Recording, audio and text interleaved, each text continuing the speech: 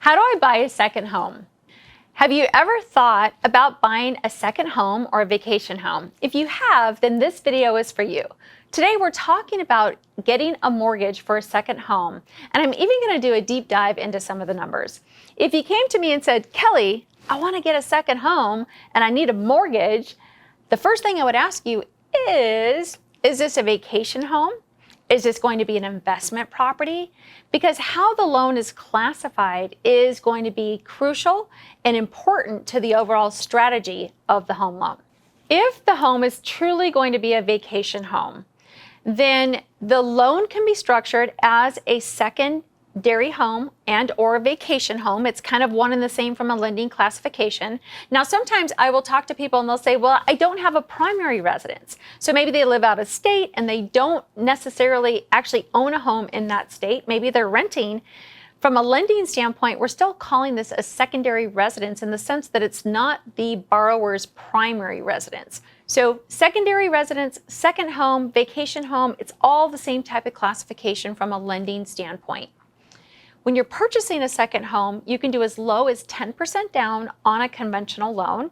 So with 10% down, that means you are going to be paying mortgage insurance, but that is the lowest down payment with regard on a second home.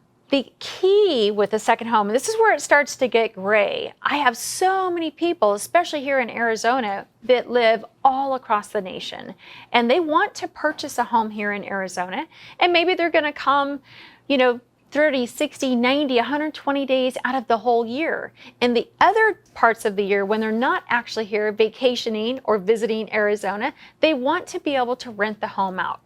This is really important. The second home rider, which means it's actually a document that's in your closing packet of all of the loan documents you're going to sign. It's going to specifically tell you what you can do with this home and what you're committing to by signing the form.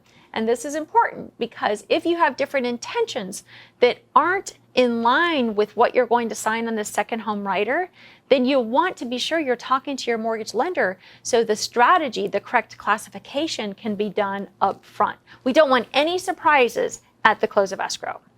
So here's what the actual second home rider says with regard to your obligation. Borrower will occupy and use the property as borrower's second home. Borrower will maintain exclusive control over the occupancy of the property. That's key, including short-term rentals, and will not subject the property to any time-sharing or other shared ownership arrangement or to any rental pool or agreement that requires the borrower either to rent the property or give a management firm or any other person or entity any control over the occupancy or use of the property.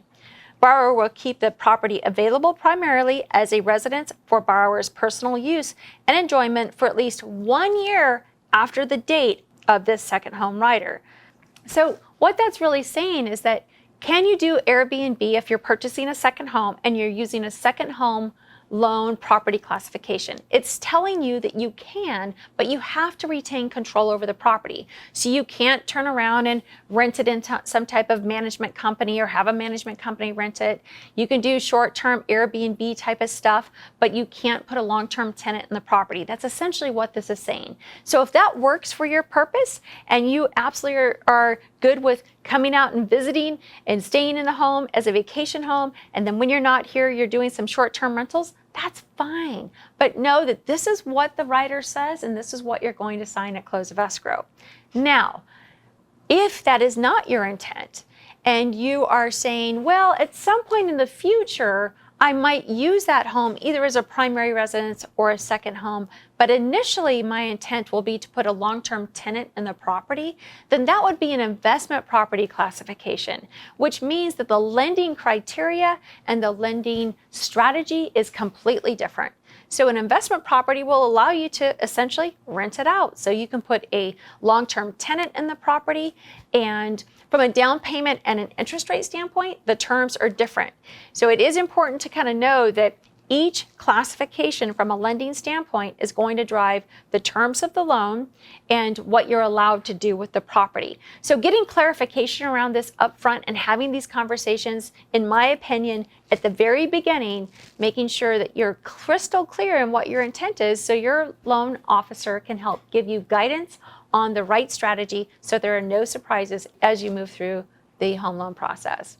So this particular total cost analysis is actually showing two different things.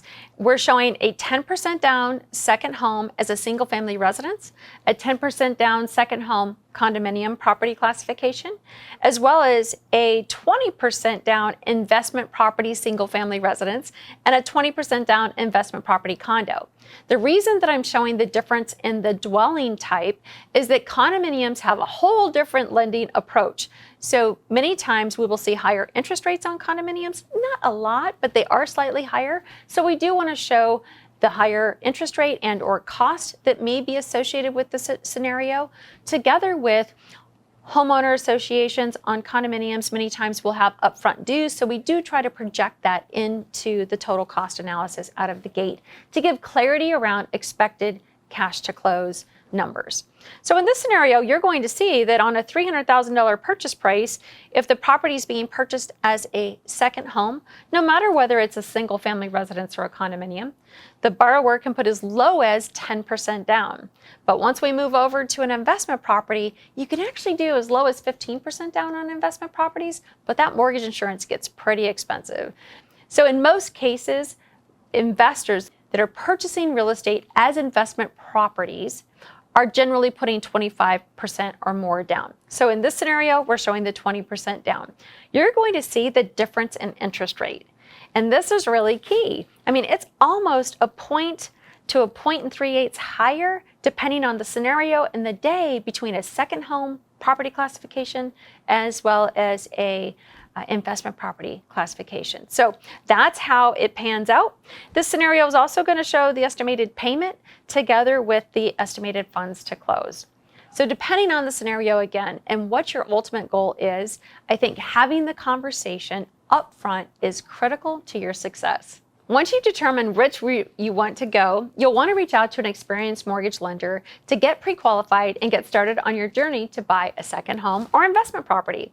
If you have questions, comment below, and please take a moment to subscribe to this channel. I have a true passion for home loan education, so be sure to subscribe so you can make educated buying decisions. Until next time.